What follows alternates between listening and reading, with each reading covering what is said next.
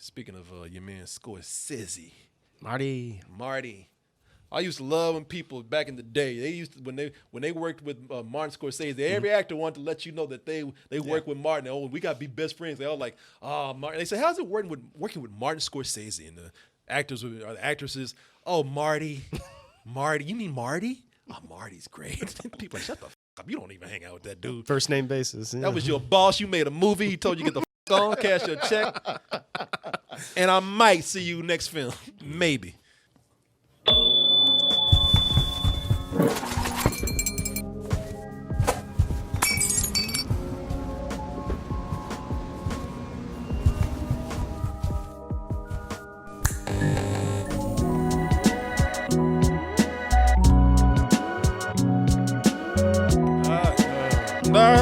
DT match. A fine classic black tee with the classic black and white logo. The black tee with the colored logo. And remember that we get by on your support, which comes in many forms. You can subscribe. You can donate. We are going back to L.A. for our live show October 18th. What do we do when we go to these places? Well, just a full night of comedy, some games that we do with you guys. And it's become mandatory. We don't have any choice anymore but to pick somebody up from the audience and just roast the hell out of y'all. This is an email I got from somebody today. Hey, what's up, Double Toasted Crew? I was wondering what your thoughts are on Cargill's recent comments about film on the backlash it caused. I believe this was in response to Martin Scorsese comparing superhero movies to theme parks. He says, and if you don't know who Cargill is, Cargill he's one of the co-writers on Doctor Strange, is probably where you would know him now, but he was also, did Spill with us and everything. Mm-hmm. But let's see here. I think one of the greatest fallacies in modern thought is that cinema has to be challenging. Not only does one dismiss a lot of great films most would call cinema, but it discounts the idea that cinema can be accessible to all, that it can capture the imagination of 8-year-olds. Great cinema doesn't just need to make you feel smart for being able to figure it out. It should also be able to widen the eyes of a child and inspire them to grow and make movies of their own. Cinema doesn't need to be slow or dense or plotting or layered and obfuscation. It just needs to mean something and leave you with something when the lights come up. The best cinema stays with you for a lifetime. I hope I can make something like that someday. Hey, not only do I agree with what he says, and I hadn't read that, but not only do I agree with what he says, but let's flip this to Martin Scorsese and what he did. First of all, Martin Scorsese, his movies are layered with great filmmaking, right from the cinematography to all the different layers of story that develops over time that actually takes its time to tell. And you can see that with just from the trailer with this new movie, The Irishman. Frank Sheeran. Am I saying that right? Yeah, you said it right. Under the contract, management can only fire a driver on very specific charges. So, you ever show up late? Oh, man, what's up with these old directors, man? They done reached that age where they don't like anything, and if they don't like it, everybody else don't need to like it. All these fist-shaking old men. Cranky. Yeah, cranky. Cut them Avengers down. Listen, I expect some old dudes sitting in front of the rest home.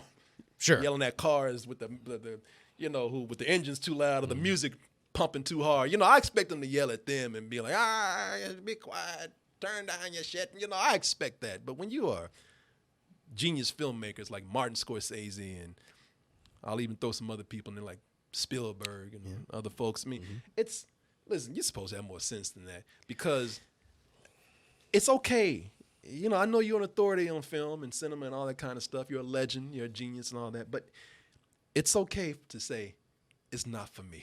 Yeah. Sometimes you have to get too deep with it. Just say, listen, I saw it. I'm too old for it. I wasn't raised on it. I don't understand it. It's not for me. It's okay to not like it. But when I read his quote, that sounds like what he was saying.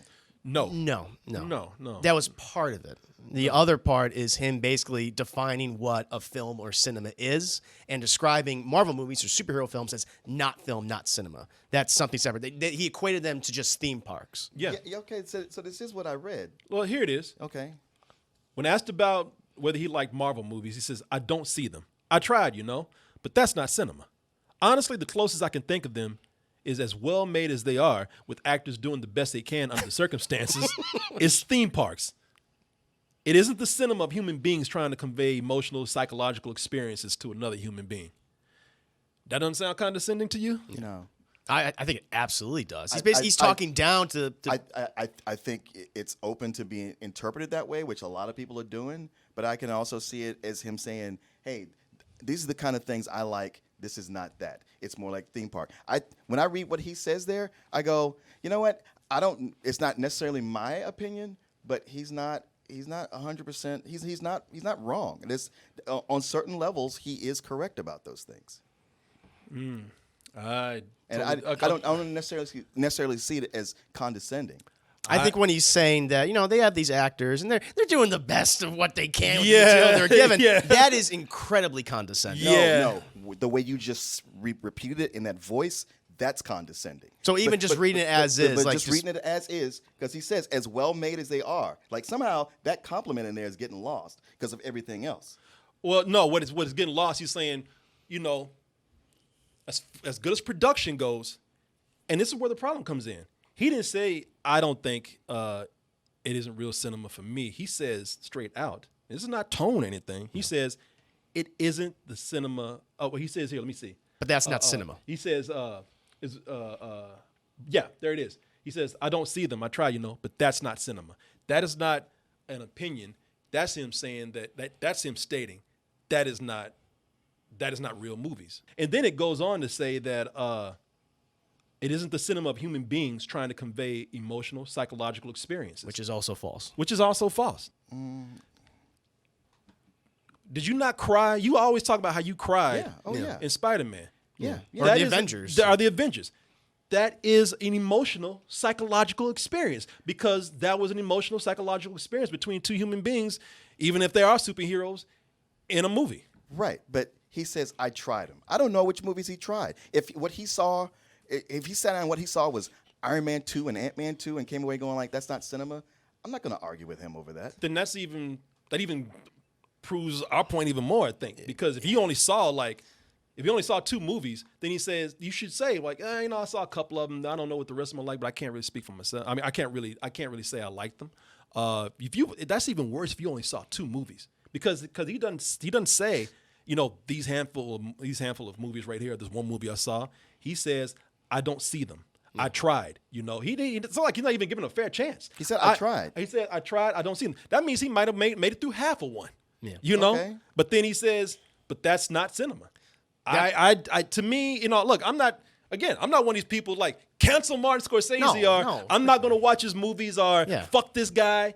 Nah, it's just like, man, you just kind of worded it poorly, and coming from a guy who makes movies and knows other people who makes films, you should probably be more respectful of people out there who makes these films. But you know how these interviews go. Like, you don't even see what the question was to set this up or where this came in the interview. Somebody's firing off questions right off the cuff, just like, yeah, I know, I tried them. They weren't really my thing. It's not what I think of as cinema. And okay, maybe you don't put in what I think of, but in your head, that's implied. And you know what? If we were angry about it, that'd be one thing, but no one's angry about it. You guys might not be angry, but I've been reading online about people are hot. Well, I mean, those people, I can't speak for those people. Yeah. I'm not speaking for those people. I'm speaking for me. Then I'm reading this and I'm like, yeah, that's kind of a, when I don't know what the question was asked, but I'm saying I'm willing to give it a chance to be like, hey, maybe there was something I missed. But what I see right here, I'm not angry. I'm saying it came across as you said by your words, that's not cinema. You compare them to, I don't know what the fuck more that needs to be said. Keywords it. That's not cinema. They're more like theme parks. They don't convey emotional, psychological experiences. All I can do is go by what I see here. I'm not mad, but I'm here to claim that it's false. And that's, from what I see. It'd be another thing. I'm like, man, fuck this guy. I'm not saying this movie. I'm boycotting it. No. That's not the case. No, Martin Scorsese is one of the history's greatest filmmakers. He's made some of my favorite movies of all time. But that statement, from how what we've been given, from what I've read, it's just an ignorant, arrogant statement to make. I'm not saying cancel. I'm not saying I hate the guy. I'm still going to see his films no matter what. But to basically define what cinema is, like this broad definition, because it could be all sorts of things. It can be a drama, a romantic comedy, a superhero film. But when you start to place, parameters of what qualifies as cinema, then it's like, I think that's an issue. And it's ironic, especially because of people like Scorsese and Spielberg and Christopher Nolan. And Christopher Nolan, who initially in their careers, especially with Spielberg and Scorsese, sorry, now how they were criticized for their movies, whether they were just popcorn films or gangster movies who were blockbusters, blockbusters things, and then suddenly they're coming out like they were criticized by older filmmakers, and for them to become Jaws was criticized for them to then criticize modern day filmmakers or these types of movies. Like, don't you remember like 30, 40 years ago when people were saying the same exact things about your movies? Like, that's very ignorant, I think. And again, arrogance. It's because they've gotten to the place in their careers now where they can feel like they can say anything they want. But at the same time, it's like, you guys went through the exact same things decades ago. No. And I think that's very frustrating. I disagree with you in as much as it may be ignorant because, hey, you haven't seen enough to judge this. If you were to, sit them down and say, hey, watch some of these and see how you feel. And could easily be like, okay, you've proven something to me. Yes, ignorant. Not necessarily arrogant, because if their movies were considered popcorn movies back in the day from other guys who did, they would always be thinking, yeah, I wish I was doing movies like these guys who criticized me because they were right. We see their movies and go like, man, these are great masterpieces. In their head, they could still be like, yeah, but it's still kind of popcorn. I'm not quite reaching that point right there. That's arrogance. That's not arrogance. If you look, and that does come out as arrogant tone. I mean, if you look at it and say, I want to be different than these guys, and these guys do a fine job, then that's one thing. But to sit up there and say that you're not cinema, that is arrogant. To sit up there and I mean, that comment right there just held by itself. Like I said, maybe there was more to it, but I got to keep that open. But that is an arrogant tone. Yeah, from that comment. I just don't trust seeing a quote without what came before it and what came after. You don't have to trust it, but I know what I see right here. And what I see right here is an excerpt. It's never good to just isolate something and judge only that. I mean, it's kind of doing what you're accusing him of doing. That only you're looking at a small part of it and judging the whole thing. I know I'm being fair because I'm saying maybe there's more to it, but I'm not looking down on Martin Scorsese. No, not at all. No, it's not, because I'm not. It's one thing. If I was looking down on him, and be like, man, he doesn't know what the he's talking about, anything like that. Nah, then that would be taking a tone. That would be arrogant. I'm taking something that somebody said and defending another point for the behalf of all these other people that really are creating cinema. That from this statement right here is being put down by. One of the people who even feels that way because you're getting paid, Samuel Jackson. He's like, what that motherfucker say? Yeah. He's like, well, everybody doesn't like all your shit either. It's like, all right, yeah, sure. But then another filmmaker that's being defensive. But there's a truth to that from what I mean. Plus, he's on the line. He's put on the red carpet. It's off the cuff. It's off the cuff, and he has to say something. Everybody doesn't like his stuff either. I mean, we happen to, but everybody doesn't. There are a lot of Italian Americans that don't think he should be making films about them like that. And that's true. I mean, he's not, and I don't think that's defensive. He's like, not everybody likes his movies either. I mean, it's a very judgmental stance that he took. Well, see, here's the thing. What I was saying about Samuel Jackson, I'd read the one small quote. And now that I see the whole thing of what he's saying, like, oh, that changes how I feel about it. But the reason why this needs to kind of be addressed, I think, as far as a discussion, is because I think that, like Cargill wrote, I don't think that people need to read this and take from this. And people need to understand, you are taking a quote from something. But people who see this and are being told from a great filmmaker that, and this is what he said, I mean, being told that these Marvel movies aren't real cinema. Putting that idea out there from a person of somewhat of authority needs to be talked about and discussed, because that right there, somebody will see and all of a sudden get the idea that these other people aren't doing the cinema, that they aren't doing as good of a job as somebody else who's supposed to. This is why I don't like cinema snobbery and academia and cinema and everything like that, because I've seen it too many times with critics. I saw one critic from I won't say from where, who just completely turned their nose up at Tropic Thunder because they felt like it was beneath them. And they actually went in an interview where they said that this whole thing of what's beneath us and what is real film is bullshit. He might have a point. with certain things. I mean, certain things can be argued with Martin Scorsese about these films. Yeah, it's like I don't fully agree with him, but I do see some points of what he's saying. Well, I mean, or how he could have that opinion, which he is well justified to have. He can not like these movies. There's no, I think that's what's getting lost is that people are thinking that he can't like these films. It's like, no, he can totally dislike these movies. That's totally fine. I have no problem with that. It's just, and this goes beyond Scorsese Don't look and down other on other filmmakers. films. It goes beyond it. It's the idea that there are certain films that aren't really even films. They're not even cinema, but there are like you consider these movies and these movies. They're nothing. They're theme parks and things, and that's the issue I have. It goes beyond him and what he said or what Spielberg said or Christopher Nolan. No, it's just it's the idea. It's the perception that this thing is qualifies as something better than this thing. If you want to say, listen, it's not my style of filmmaking because they're done by committee or. You know, they have a repeat formula. You know, it's always something. There's more CG than film. There's a monetary agenda. Yeah. Sure. We have to tailor them for the same audience over and over again. So there's no real, there's no real growth in them. Outside of their boundaries. That's fine. That is not an explanation though. You know what he gave in his statement. He just said, "I tried them, and they're not real cinema." And that's why I don't like them. And I think it's wrong for somebody to say something like that because it's disrespectful. Let's just say the quote is where it came from. It's disrespectful for the people who do, no matter what kind of boundaries they're working in, who do bring true cinematic artistry to these films.